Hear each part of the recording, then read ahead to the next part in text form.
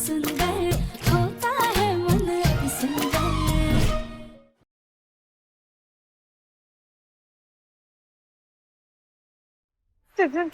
इससे पहले भी एक बार हमें पापा जी को चोट लगाने का इल्जाम लगाया गया और सब जानते थे कि वो गलत था।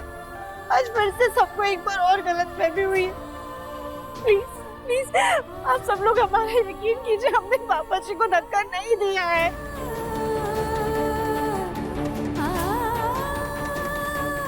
राधिका, मैं तुम्हारे खिलाफ पुलिस में कंप्लेंट नहीं करूंगा।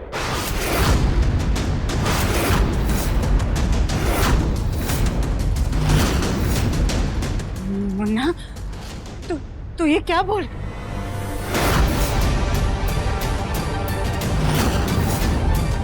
मैं तुम्हें पुलिस के हवाले नहीं करूंगा राधिका, लेकिन मैं तुम्हें माफ भी नहीं कर सकता।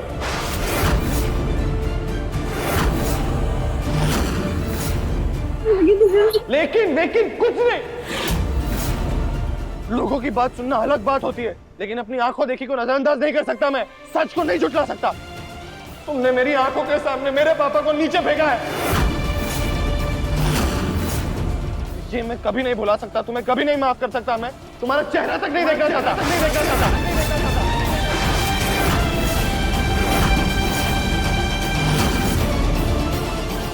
इसलिए बेहतर यही होगा कि तुम मुझसे और मेरे परिवार से बहुत दूर चली जाओ।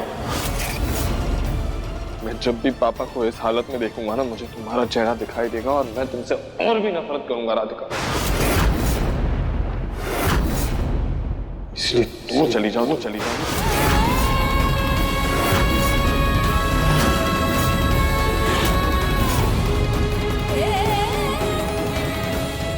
हम चले जाएंगे पर एक बार आप ये सब हमारी आंखों में देख कर कहें।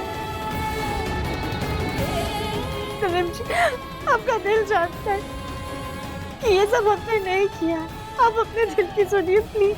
प्लीज हमें बस एक और मौका दे दीजिए। पापा जी की सेवा करने का, फिर सब कुछ ठीक हो जाएगा।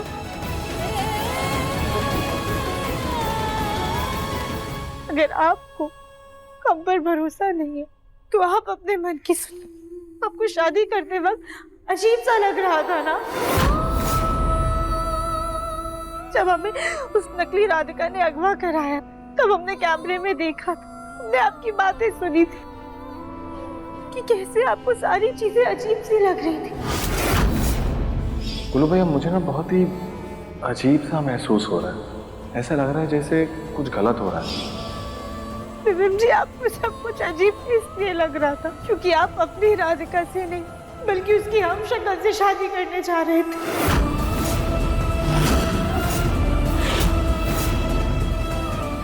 प्लीज अपने दिल की सुनिए।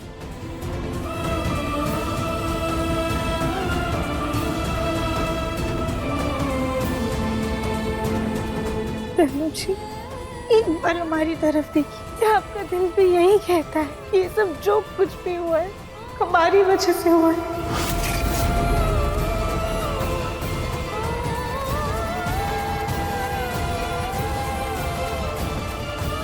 प्लीज देखिए।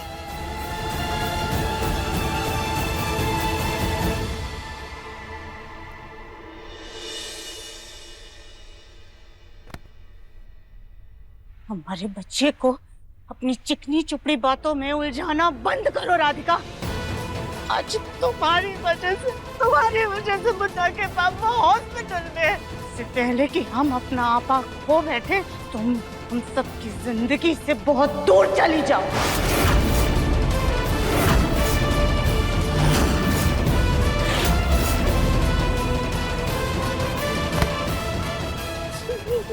माची रुकिए, प्लीज हमारा विश्वास कीजिए। एक बार हमारी आंखों में देख के बोलिए कि आप हम पे विश्वास नहीं करते। देवेश जी हमने कुछ नहीं किया है। देवेश जी, राधिका,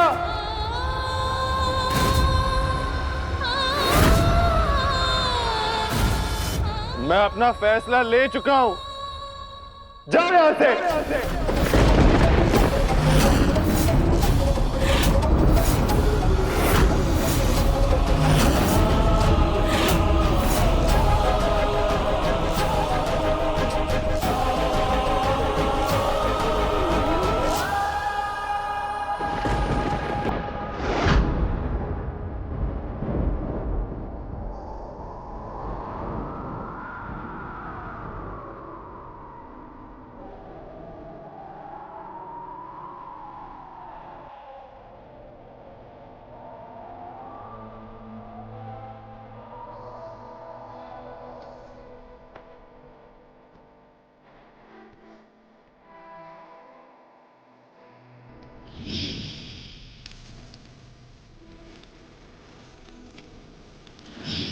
हमारी शादी तो हो गई, लेकिन क्या तुम आने वाले सारे जन्मों के लिए मेरी पत्नी बनोगी?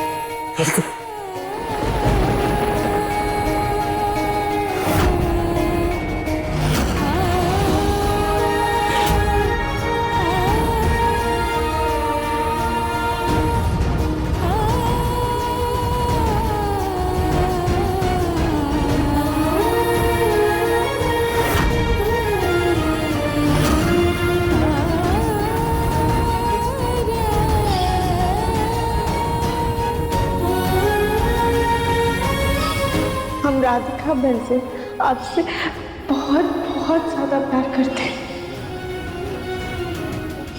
I love you Darshan ji.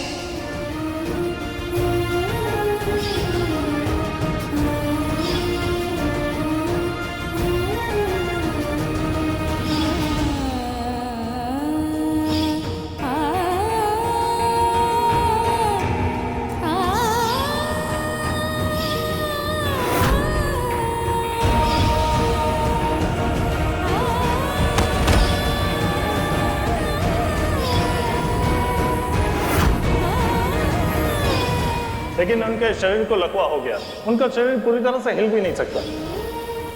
Sorry to से, वो कभी ठीक नहीं हो सकती।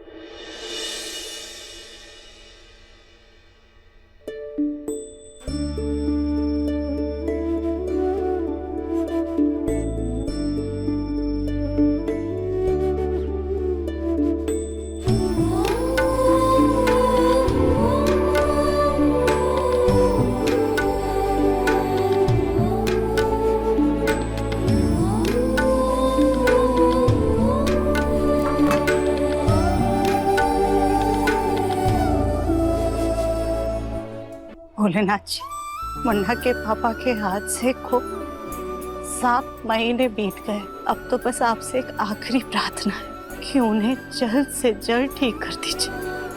अपनी ऐसी कृपा कीजिए कि वो जल्द से जल्द अपने पैरों पर खड़े हो जाए।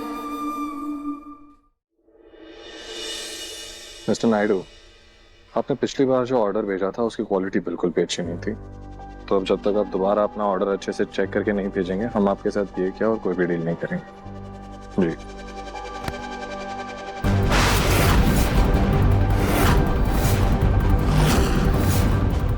मैं आपसे बाद में बात करता हूँ। जी। मुन्ना, कम से कम आरती और प्रसाद तो ले ले बेटा। आरती और प्रसाद अब मैं तब लूंगा माँ जब पापा ठीक हो जाएंगे।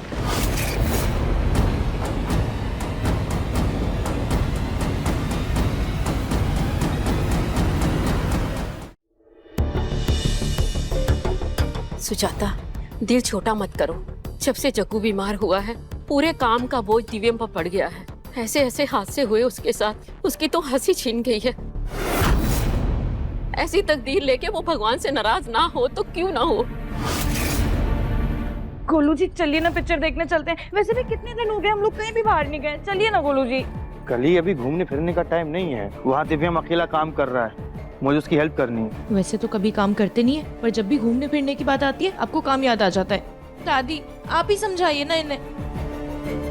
गोलू ले जाओ इसे, इस बेचारी का भी मन बहल जाएगा। जी दादी चलो।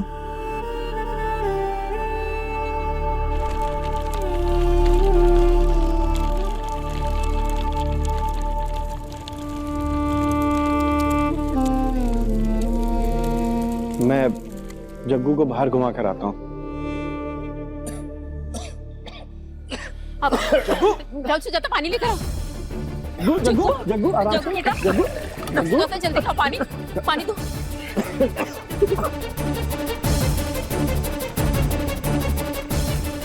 जग्गू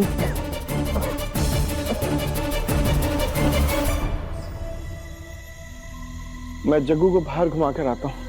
हाँ बेटा, ध्यान से लेके जाना।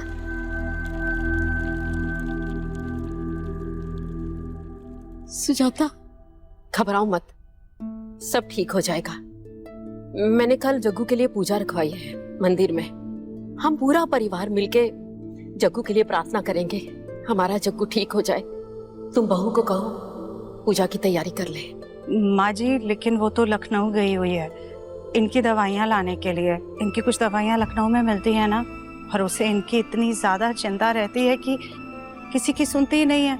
खुद चली गई दवाइयाँ लाने के लिए, लेकिन हम उससे फोन पर बात कर लेंगे, परेशान मत होइए। ठीक है, जा मेरा बच्चा।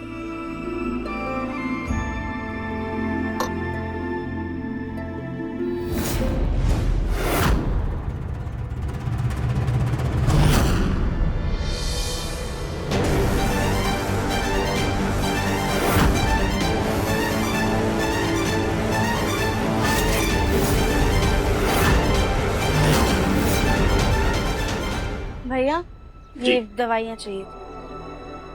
जी 2 मिनट। जी मम्मी। बहू अपने पापा की दवाई ले ली, और माँ जी का अस्थमा का पंप भी जरूर ले लेना। जी मम्मी, हम सारी दवाइयाँ ले आएंगे, और आप पापा की बिल्कुल चिंता मत कीजिए, सब ठीक हो जाएगा। ठीक है बेटा, बस कल टाइम से पहुँच जाना। आना जरूरी है क्या? हम दवाइयाँ भिजवा देते हैं। बेटा माँ जी ने खास पूजा रखवाई है। अच्छा ठीक है, हम आ जाएंगे। ठीक। ये लीजिए। ये लीजिए।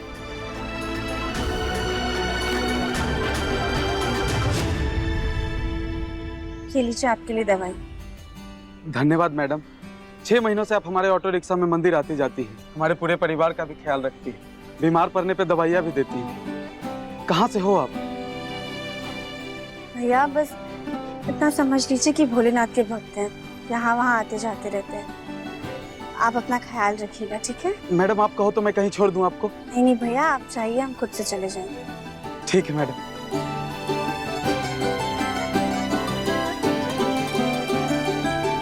लगता है अब घर जाने का वक्त आ गया है।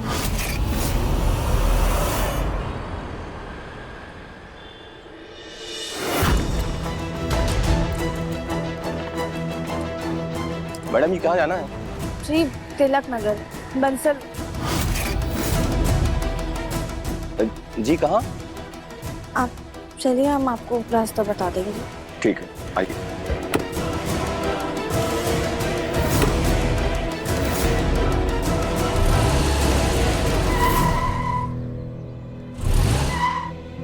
क्या हुआ भैया, गाड़ी क्यों रोक दी आपने?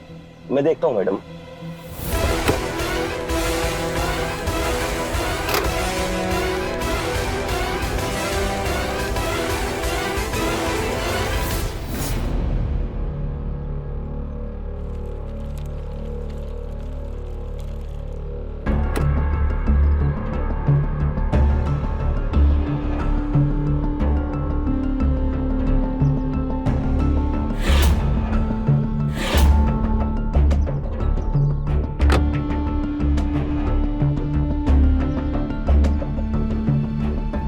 हम जानते हैं कि तुम भगवान से नाराज हो, लेकिन बेटा भगवान के सिवाय इस दुनिया में और कोई है भी नहीं। बस उसी का एक सहारा है। भोलेनाथ पर भरोसा रखो, सब ठीक हो जाएगा। तुम हमारे साथ मंदिर चलो, वहां तुम्हारे पापा के लिए एक पूजा रखी है। भगवान कोई ना कोई रास्ता जरूर दिखाएंगे, नहीं तो किसी ना किसी को जरूर भेजेंगे।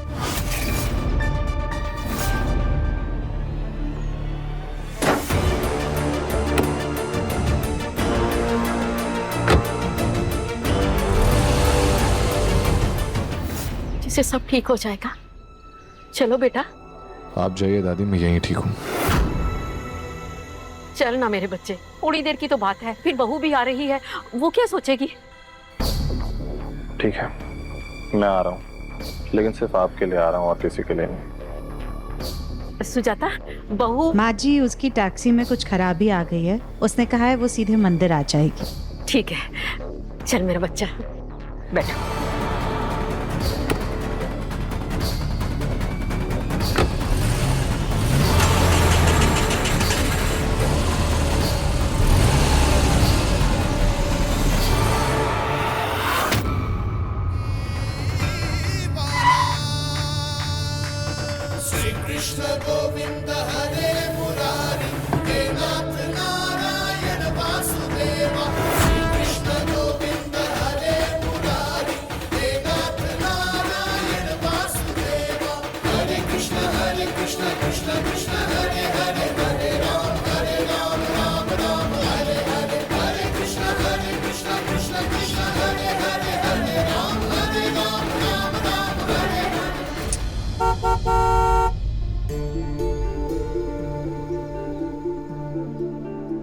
लगता है ये झांकी मंदिर में जा रही है। पंडित जी ने कहा था ये राधा कृष्ण की झांकी श्रावण महीने में मंदिर में जाती है, फिर ये मूर्ति वहीं पे स्थापित की जाती है। अरे वाह माँ, ये तो बहुत अच्छी बात है। चलिए अच्छा है, पूजा के बहाने ही सही राधा कृष्ण जी के भी दर्शन हो जाएंगे।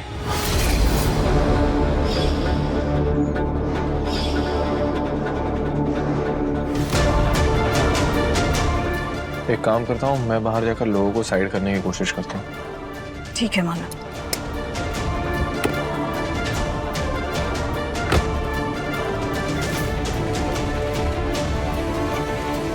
एक्सक्यूज मी, प्लीज थोड़ा साइड हो जाएंगे क्या? हमको लेट हो रहा है।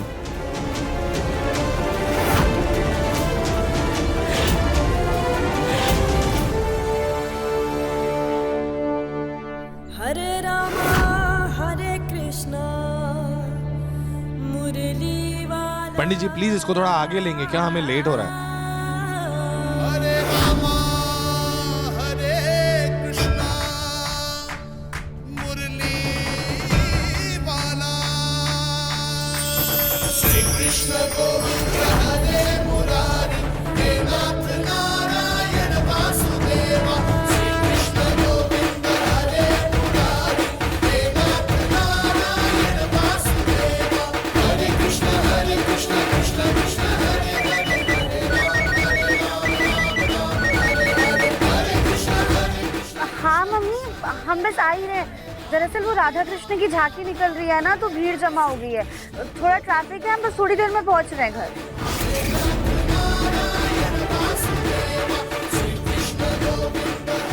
क्या मंदिर जाएं? अच्छा ठीक है मम्मी, हम मंदिर जाते हैं। ठीक है बेटा। माँ जी, बहू रानी मंदिर आ रही है।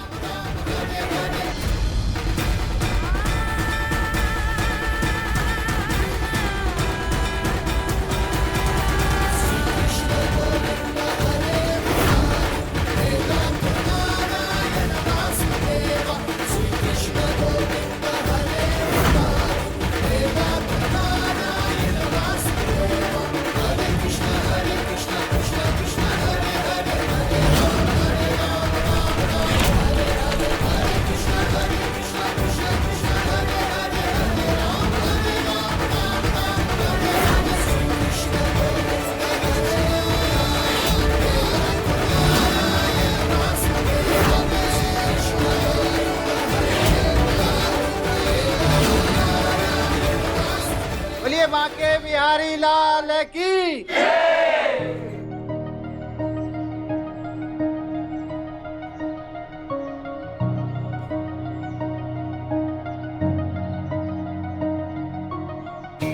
पंडित जी, हमने अपने बेटे जग्गू के लिए पूजा करवानी थी।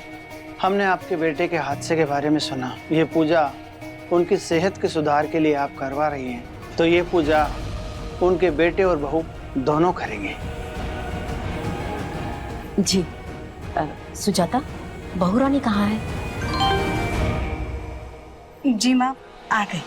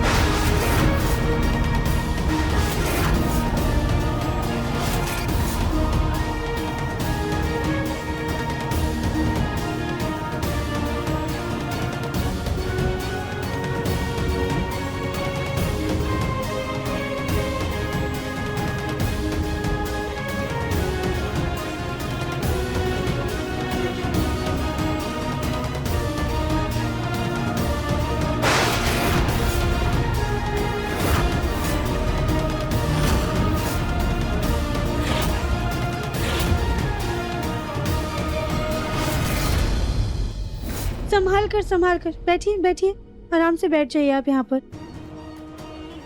ये लीजिए, आपको पानी चाहिए?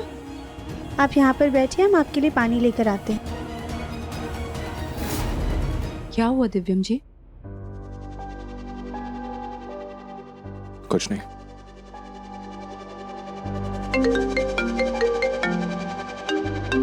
एक इम्पोर्टेंट फोन कॉल अटेंड करके आता हूँ। मुन्ना, सुन तो बेटा। ये दिव्यम भी ना पूजा के वक्त चला गया। आप लोग राधा रानी को चढ़ाने के लिए चुनरी तो लाए ना? जी पंडित जी। पूजा में सबसे पहले राधा रानी का श्रृंगार होता है, और ये श्रृंगार आपके बेटे और बहू दोनों करेंगे। राधा रानी को पहनाने के बाद ये चुनरी घर की बहू को पहनाई जाएगी, ताकि बहू और बेटे का प्रेम राधा कृष्ण की तरह अमर बना रहे। और राधा कृष्ण का प्रेम सारे बंधनों से बढ़कर है। वैसे तो भगवान कृष्ण के वाम अंग में कोई भी पत्नी विराजमान हो, लेकिन उनके दिल में हमेशा राधा ही विराजमान है।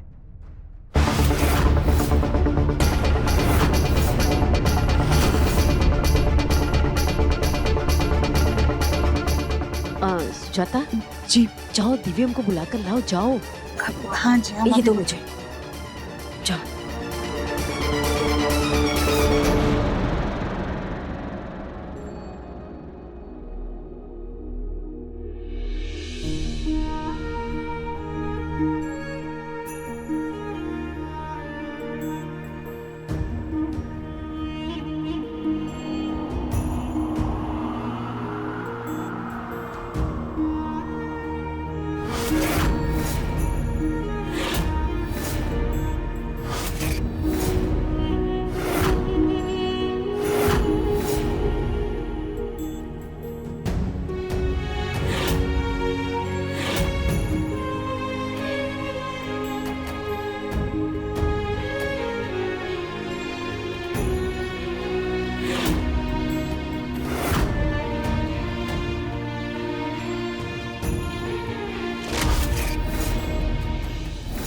पंडित जी, दिव्यम बस आता ही होगा।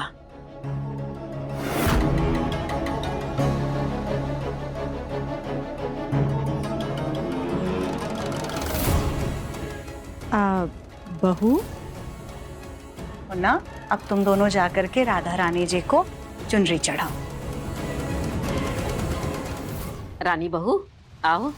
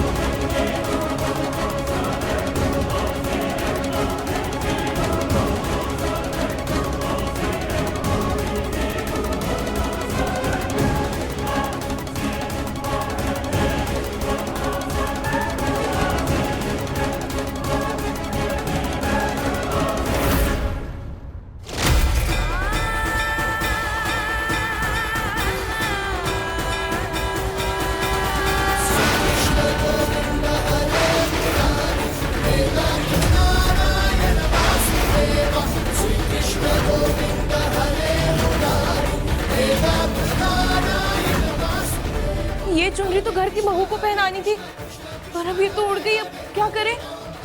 मैं लेकर आती हूँ।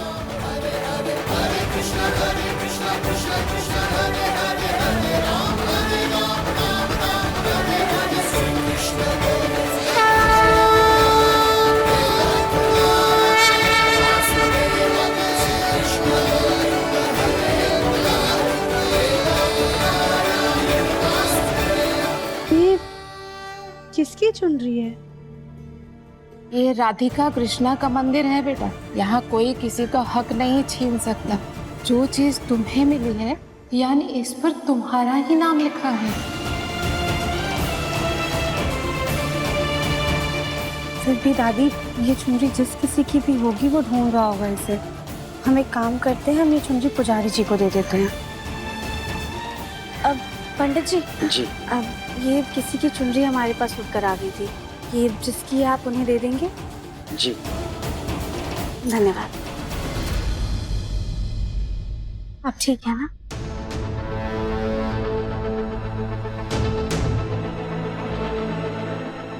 चुनरी पता नहीं कहाँ गई, मिल ही नहीं रही है।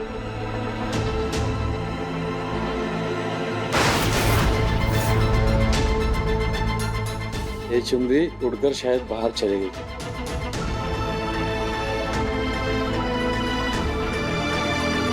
अरे नहीं देवरानी जी, आपकी चुनरी मिल गई, किसी और के ऊपर चढ़ गई थी। पुजारी जी लेकर आ गए हैं, पर हमें तो लगता है कि आपके नसीब में राधिका रानी की नहीं, बल्कि किसी और की उतरन लिखी है।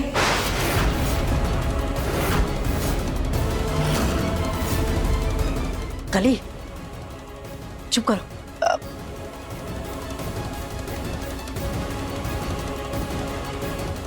रानी बहू, आगे आओ।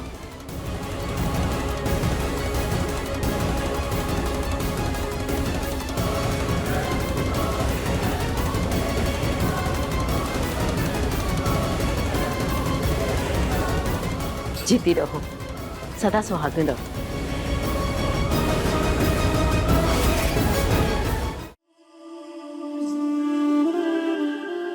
हवन की सारी तैयारियां हो गई है, लेकिन हवन पर बैठने से पहले जगमोहन जी और उनके बेटे बहू तीनों को आंख बंद करके उस पीपल के पेड़ की 3 परिक्रमा करनी है। वो कहते हैं ना कि आंख बंद करके सच्चे मन से कोई भी मन्नत मांगो, भगवान जरूर पूरी करता है।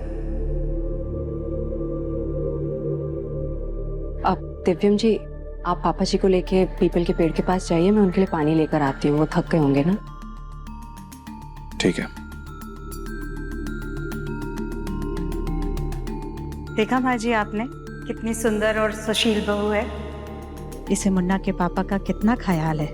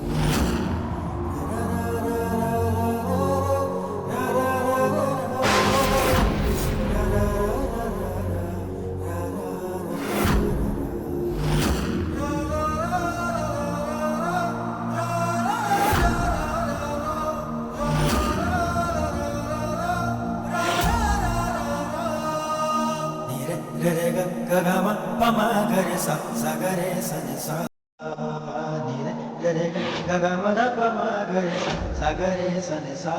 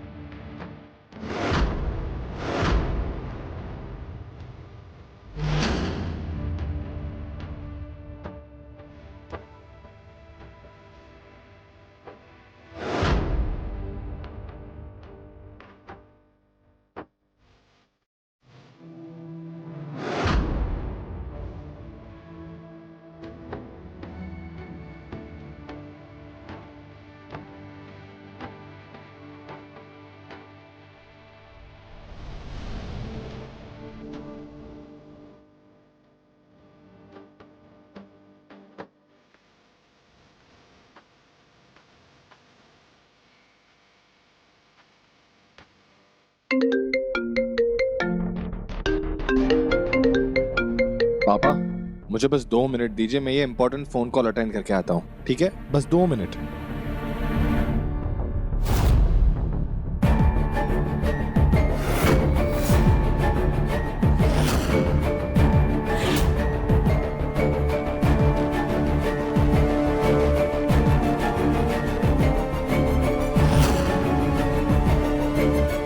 सॉरी दिव्यम जी, वो पानी कहीं मिल नहीं रहा है। पहले चलिए परिक्रमा कर लेते हैं, उसके बाद पापा जी को जूस पिला देंगे। मैंने परिक्रमा कर ली है, तुम कर लो। पंडित जी ने कहा था वर वधू करेंगे। लेकिन ये नहीं कहा था ना कि वर वधू साथ में करेंगे। तुम कर लो।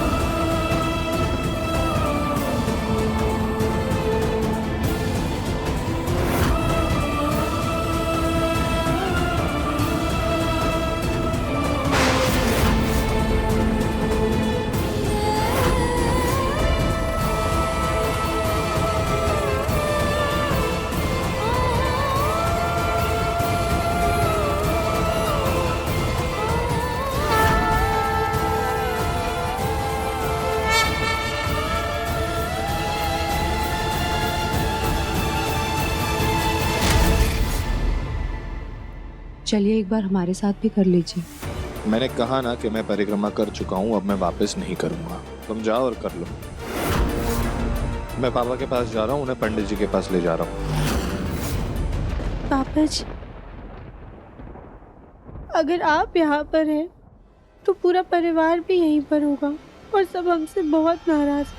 हम चाह कर भी किसी से नहीं मिल पाएंगे। हमें जाना होगा।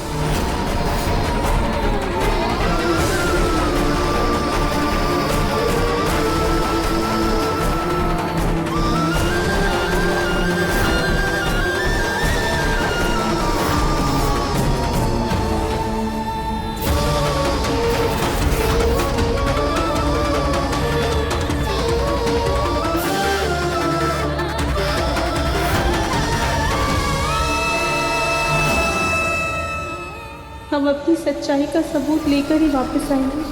हमें माफ करना पापा जी।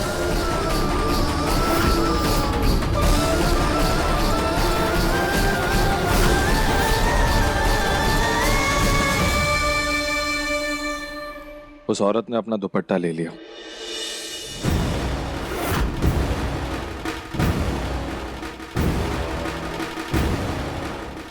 पापा, पापा क्या हो रहा है? पापा, लगता है पापा की तबीयत खराब हो रही है, उन्हें इंजेक्शन देना होगा। मैं उन्हें गाड़ी में बिठा रहा हूँ, तुम सब लोग को बोलो जल्दी से घर जाना है।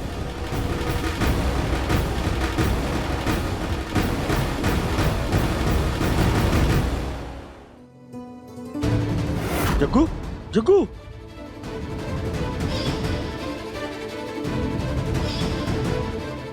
मर जा मुझे। पापा क्या हो रहा है? पापा कुछ नहीं होगा, डॉक्टर को बुलाया ना हमने। बोलो भैया देखिए ना डॉक्टर जा रहे हैं जल्दी। हाँ देखो देखो जग्गू क्या हुआ पापा? माँ, क्या चाहिए पापा? पापा जी कुछ चाहिए आपको? क्या चाहिए?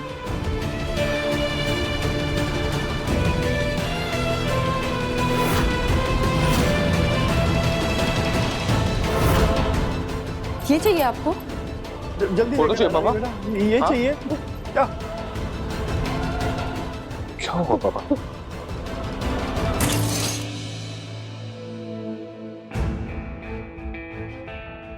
रानी, तुम्हारे पापा को ये फोटो फ्रेम नहीं बल्कि वो दवाई का डब्बा चाहिए था। बोला करके दो उन्हें। जी मम्मी, जल्दी लेकर दवाई आओ, लेके आओ। बेटा।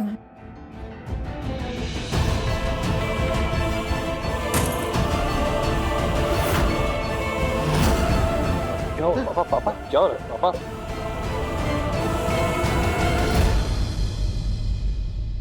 उस राधिका को हमारी हाय लगेगी।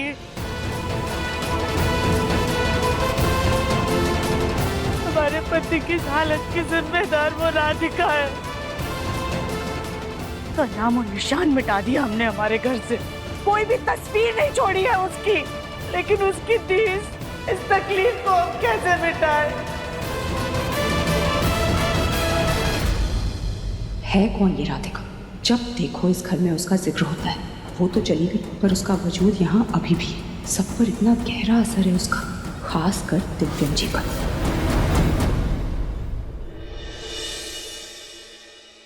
मम्मी,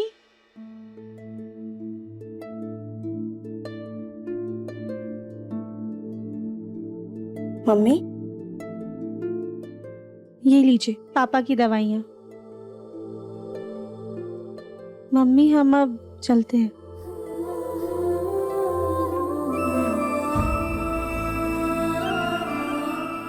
राधिका, राधिका कुछ दिन के लिए रुक जा बेटा। तू नहीं होती है ना तो घर बहुत ही सूना होता है। थोड़े दिन रुक जा बेटा यहाँ पर। हाँ मम्मी, हम आप सबसे मिल लिए, यहाँ पे सब कुछ ठीक है ना, तो प्लीज हमें जाने दीजिए। अब तो जानती है ना मम्मी, हम यहाँ पर नहीं रह पाएंगे। दिव्यम जी की बहुत याद आती है हमें। ये शहर ना उनके बिना काटने के लिए दौड़ता है। इस शहर के हर कोने दिव्यम जी की याद बसी हुई है।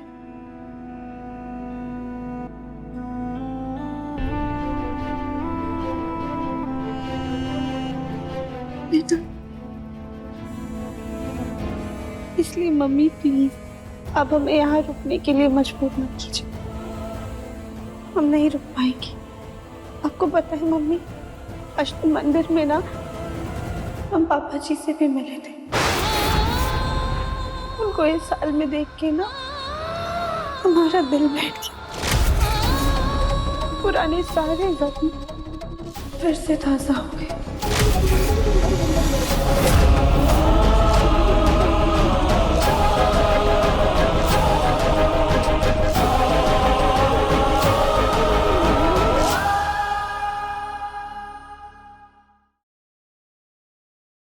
अति सुंदर शाम 7:30 बजे दंगल टीवी पर।